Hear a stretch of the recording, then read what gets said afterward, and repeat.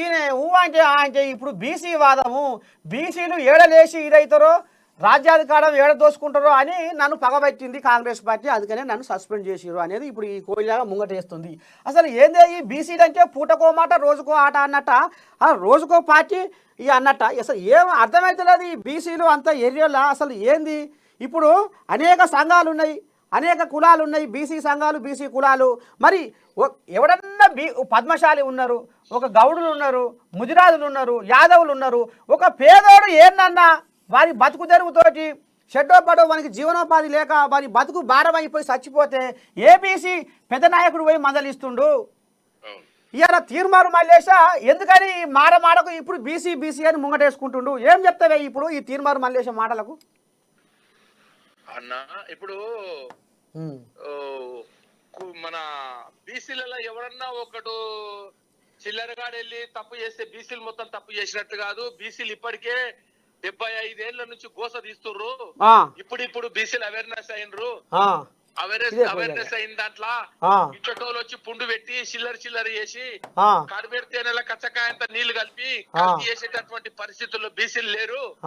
బీసీలకు ఎవరైతే పెద్ద దిక్కు ఉన్నారో, బీసీల కోసం ఎవరైతే పనిచేసిర్రో, బీసీ సంఘాలు రిజిస్ట్రేషన్ చేసుకొని ఎవరైతే బీసీల కోసం పనిచేసిండ్రో వాళ్ళకు మాత్రమే బీసీలు అనేటటువంటిది ప్రజలు పట్టం కడతారు. కనుక ఎవడంటే వాడు ఎల్లయ్య మాటలు, మల్లయ్య మాటలు, మొల్లయ్య మాటలు విననికే లేరుగా. ఇట్లాంటి తొండిగాళ్ళు చాలా మంది వచ్చారు, చాలా మంది పోయిర్రు, చాలా మంది మాటలు విననికే లేరే ఇక్కడ.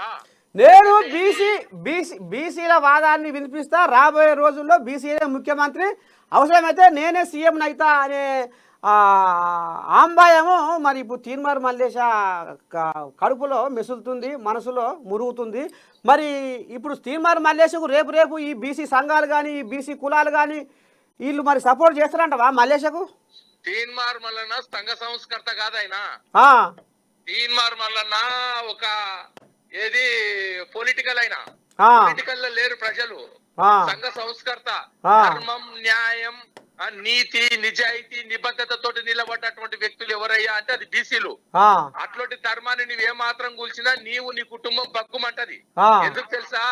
ఇప్పుడు బీసీలో ఉసురు తీసుకునిక లేదు. బీసీలు పోయి చాలా కష్టపడి నీరసమై నికృష్టమై అవమానాలు పడి చాలా గోసపడి కూడు లేక విద్య లేక అవిద్యతో కొట్టుమిట్టాడుతూ రకరకాల అవస్థలతో ఉంటే మా అటువంటి మేము త్యాగం చేసినాం.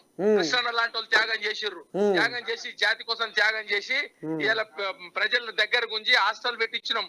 ప్రజల దగ్గర గుంజి నిరుద్యోగ